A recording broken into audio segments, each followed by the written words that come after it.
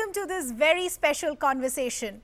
India's latest commercial airline, Akasa Air, recently celebrated its one-year anniversary of operations and was on a dream run with having over 20 aircraft in its fleet, getting the go-ahead for international air operations as well, and also increasing their market share. But unfortunately, the last few months have raised a lot of questions on the stability and the financial health of the airline. Is all that a thing of the past? We have with us a very special guest, the CEO of the airline, Vinay Dubey. Vinay, it's always a pleasure speaking to you. Thank you so much for taking out the time and joining us. Thank you. Appreciate it. Thank you for having me. So, Vinay, I want to first begin with the couple of elephants in the room. I want to first begin by understanding the most pressing issue that has unfortunately garnered a lot of headlines in the last few weeks and months, which was the legal saga between pilots of Akasa and the airline itself. Now, our numbers in our reportage had told us, and a lot of sources on record also, that there were upwards of 40 pilots who in fact had resigned, which in fact led to the airline facing a lot of disruptions. So I want to first just understand, has all of that now been sorted? Is it now fair to say that pilot shortage is no more a concern for the airline? Yes, Ridhima, this is all behind us. And to be honest, pilot shortage was never a concern. I think what was a concern was, this small handful of pilots actually abandoning their posts and leaving Akasa without even 24 hours notice. We are a team of planners. We've been around in aviation for a long, long time. We would never launch an airline, without adequate planning for pilots. But this was a situation, that is, honestly, that's never transpired before. And I've been around in aviation for a long, long time where this handful of pilots decide to leave without even 24 hours notice. This is not something that one, really plans for. And so I would say that is well behind us. And we are squarely back in growth mode.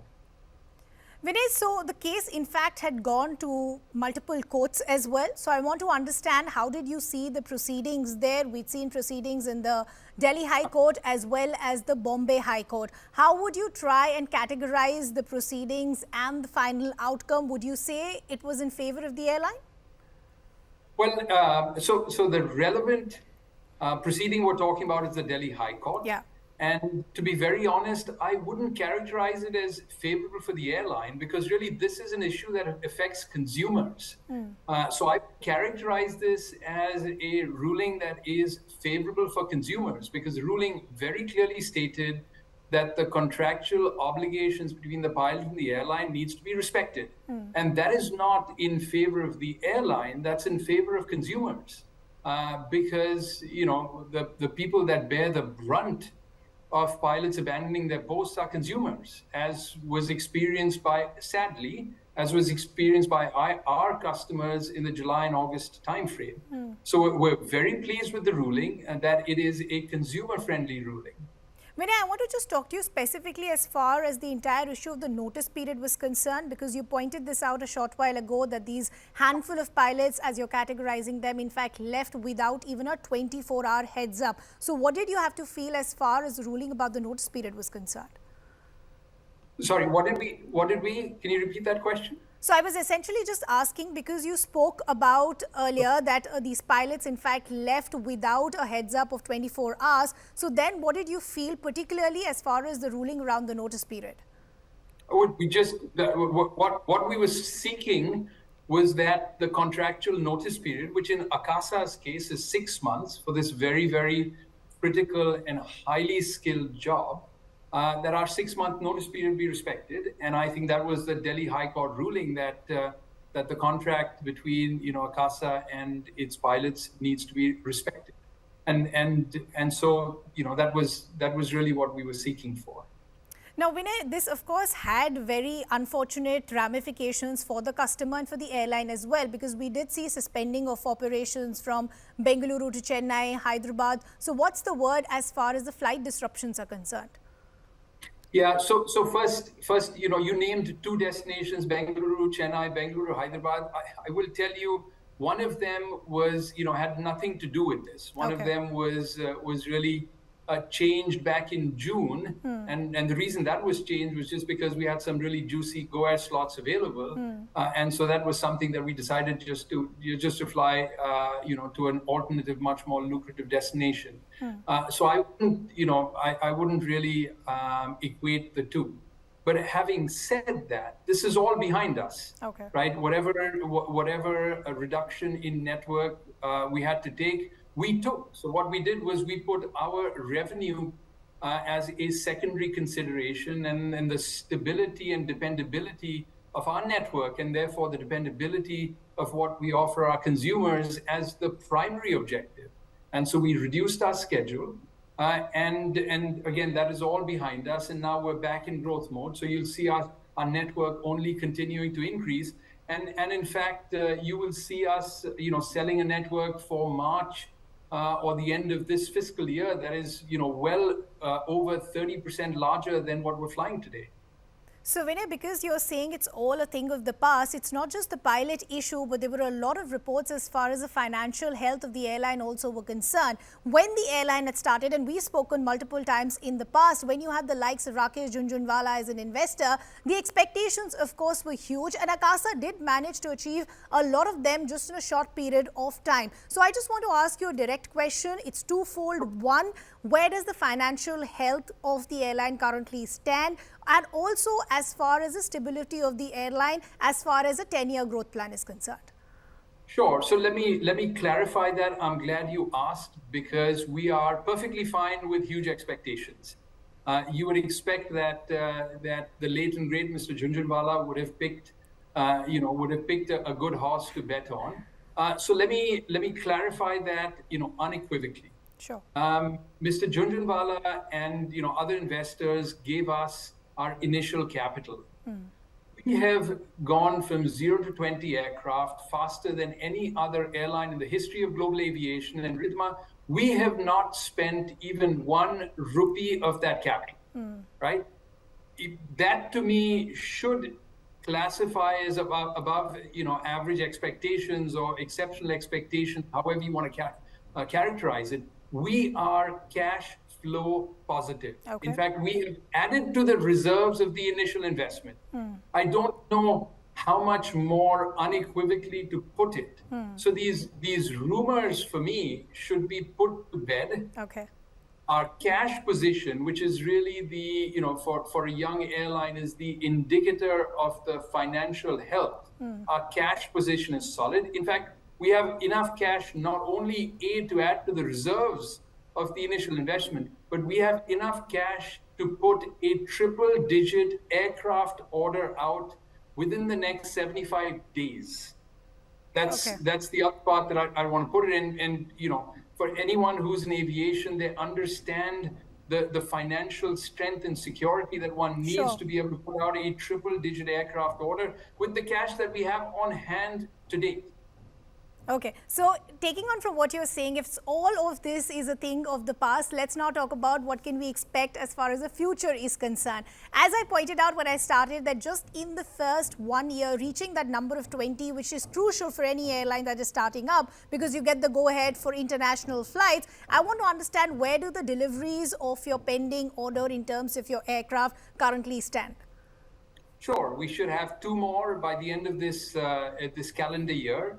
We should exit the financial year with about 25 aircraft, and we should exit the following financial year with about 40 aircraft, doubling our fleet here in the next 15, 16 months. So very, very excited. And it's not just the increase in deliveries that excites us, but we have, we're on the cusp of flying internationally. We've got route authorities now for Riyadh and Jeddah and Doha and Kuwait. And that's just to begin with. So we're very, very excited about the launch of our international operations, because these are some of the most lucrative, routes that, an Indian airline could get. And so we're extremely excited about what the future holds for Akasa.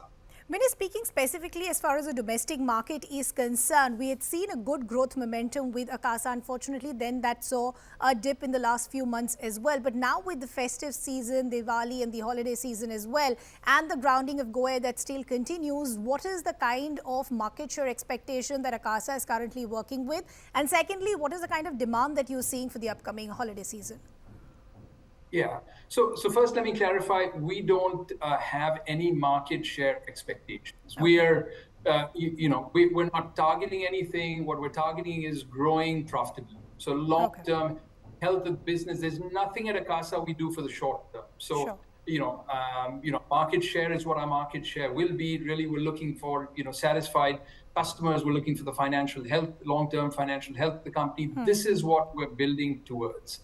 In terms of our future, the other thing you talked about a dip. Let me tell you that from a planned perspective, we had planned for these aircraft to be delivered at the end of this year, planned for future deliveries, and so we are squarely in the middle of our delivery stream and delivery plan. Okay.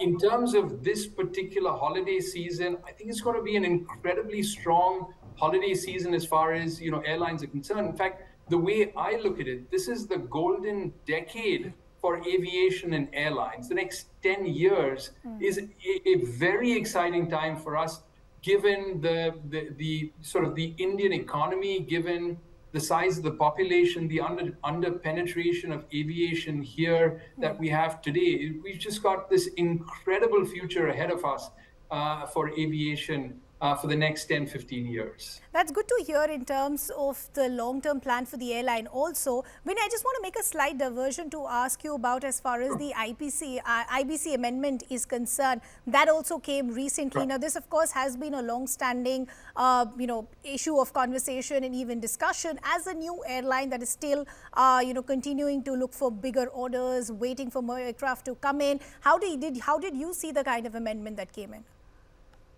I think we were incredibly happy. This is something that is very, very impactful and very important for the country and all its airlines. And I will tell you, just take a minute to say that we've got a very, very progressive, forward-thinking Ministry of Civil Aviation. I think we've got an incredibly dynamic minister that really is looking to build a very strong aviation foundation. And this is just one such example that is just great for the industry. Okay. Vinay, I want to take a couple more minutes to just talk in terms of few consumer-specific issues. Now, this is something that we spoke last at CAPA also when we met here in Delhi, which is in terms of these unruly behavior episodes that we are seeing, which only seem to be increasing on multiple airlines. It's not an airline issue. I want to understand, why are we suddenly seeing a spike of these episodes? Is it that they were happening before, they were not being reported, or are we just seeing more unruly passengers at large now? Yeah, so Ridhima, first, let me tell you, I don't see, a spike from a data perspective. First, every airline is obligated to report them. So I don't think you see any sort of unreported incidents. And the data, at least from my vantage point, does not show a spike. Okay. I think what I will say is that, again, for the next decade, the good news is that we're going to have a lot of first-time flyers. That's the exciting part. But with first-time flyers, I think people need, and airlines like us, need to take the responsibility to continue to educate the first-time flyers on what aviation, the basics of aviation etiquette and security ought to be. So I would say this is something that we as an industry need to take on. This is not, to a certain extent, it's not necessarily the fault of the first-time flyer.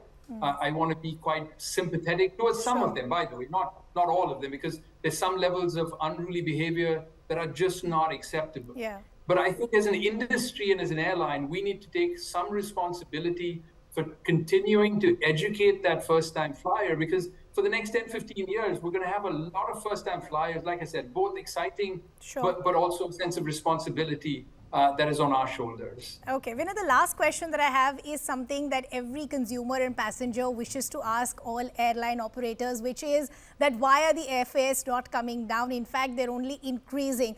Just recently, we've seen the move that has come in from Indigo as far as the fuel charge is concerned, which will have a direct bearing as far as the money that we'll have to shell out. How do you see this constant debate of the demands of the consumers and the kind of framework that the airline operators are working with? Yeah, so Ridhima, first I would like to tell all our consumers that that really at Akasa we'd love nothing more than to continue to offer the most affordable fares out there. But I will also say to our consumers that India as a country has for a long time and continues even today to have some of the most affordable industry fares. I'm not talking about just Akasa here. Sure. But India as a country has some of the most affordable industry fares. And that's, perhaps what I would, like consumers to focus on. If you look at a 1,000-kilometer journey here in India and what it's priced at relative to a 1,000-kilometer journey in other parts of the world, I think Indian consumers have a pretty good deal, especially when our planes are bought in dollars, especially when our fuel is paid in dollars, especially when our maintenance is paid in dollars. Yet, I think hats off to the efficiency of Indian Airlines that we can continue to offer such attractive fares for our consumers. Okay, Vinay, we'll have to leave that conversation there. It's always a pleasure speaking to you. Thank you for taking all the questions head on. And here's always wishing you the best in terms of what the airline plans to achieve in the next year and the 10-year plan as well. Thank you so much, Ridhima. Appreciate it.